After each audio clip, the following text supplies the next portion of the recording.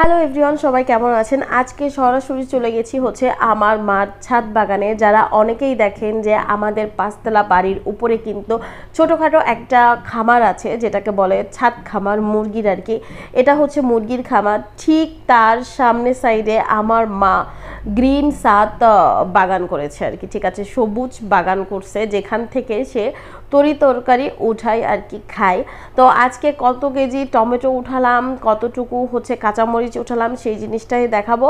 Plus হচ্ছে ছাদ বাগানে প্রতিটা আম গাছে এত পরিমাণে আম ধরছে আর এত পরিমাণে হচ্ছে টমেটো হয়েছে। আপনারা তো বরাবরই হচ্ছে আমার মুরগির খামারের ভিডিওগুলো দেখেন আমার ইউটিউব চ্যানেল, যেটা ট্রেডিশনাল মে বিডি। তো ওই ইসে তো আমার হচ্ছে মুরগির খামারের ভিডিওগুলো দেখেন। আজকে হচ্ছে আমাদের ছাদ বাগানের মানে গাছের ভিডিওগুলো আর কি দেখাবো। মাশাল্লাহ অনেক অনেক কাঁচামরিচ ধরছে, আমাদের হচ্ছে বাইরে থেকে কিনে খাওয়া লাগবে না। তো ছাদের কাঁচামরিচই হচ্ছে বাসায় রান্না হয় আর কি। তো এখানে প্রচুর পরিমাণে আলহামদুলিল্লাহ, মানে আল্লাহর কাছে শুকরিয়া অনেক, যে পরিমাণে টমেটো ধরছে। আমরা মোটামুটি টমেটো খেয়ে মানে কুলাইতে পারি নাই, তার আগেই হচ্ছে টমেটো নষ্ট হয়ে যায়, মানে এত পরিমাণে টমেটো হয়েছে। তারপর এইখানে আমার মা ছোট্টখাটো হচ্ছে বেগুন গাছ আছে আর কি। এখানে সুন্দর ফুল গাছ আছে, যেহেতু পাঁচতলা, যখনই মুরগির খাবার দেয়া হয় তখনই হচ্ছে গাছে পানি দেওয়া হয়।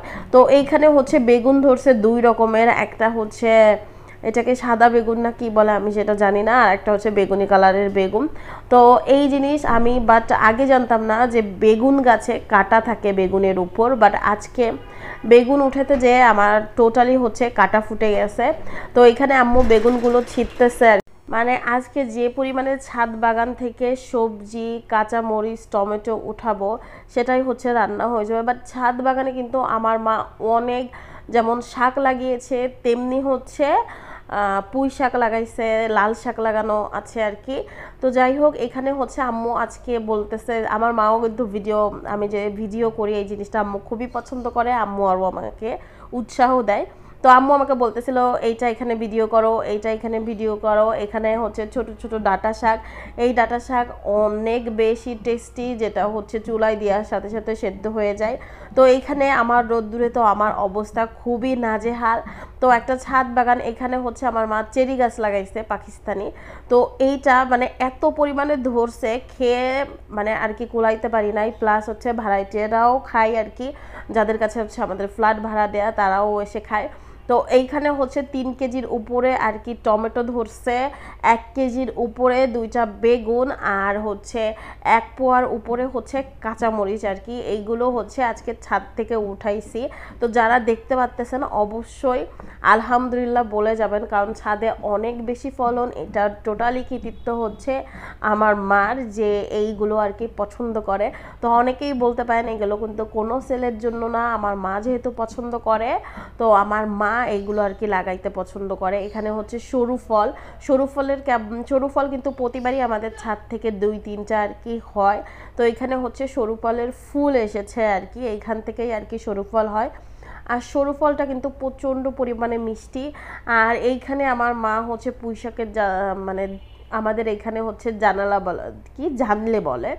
তো যাই হোক, এখানে হচ্ছে টমেটো কিন্তু প্রচুর পরিমাণে ধরছে। এখানে বেগুন গাছ ছিল, বেগুন গাছে এই যে ছোট্ট মিনি বেগুন ধরছে আর কি। আর ছাদের উপরে আমার মা যে বড় বড় গাছগুলো লাগানো, ওই গাছের গোড়ায় এক একটা টমেটো গাছ বা কাঁচামরিচ গাছ আর কি লাগাইছে। তো এইগুলো হচ্ছে আজকের ছাদ থেকে তোলা শাক থেকে শুরু করে, শাক মোটামুটি যা হয়েছে সেটা আমাদের ফ্যামিলি মেম্বারদের আর কি হয়ে যাবে। তো এটাই ছিল, এটা হচ্ছে আমাদের ছাদ থেকে বাইরের ভিউ। ওই যে হচ্ছে আমাদের পাশে টিনের ঘর আছে একটা, আর এখানে হচ্ছে আম গাছ আছে। বাট এবার আম গাছে ওরকম ফলন ধরে নাই, যেগুলো হচ্ছে মাটিতে লাগানো, ছাদে না। ছাদের গাছে প্রচুর পরিমাণে ফলন ধরেছে। এখানে ডাব গাছ আছে। আমি আমাদের বাসার ছাদ থেকে পুরো বিল্ডিংয়ের আশেপাশে জিনিসটা দেখালাম। নিচেও হচ্ছে আমার বাবা লাউ গাছ লাগাইছে আর কি।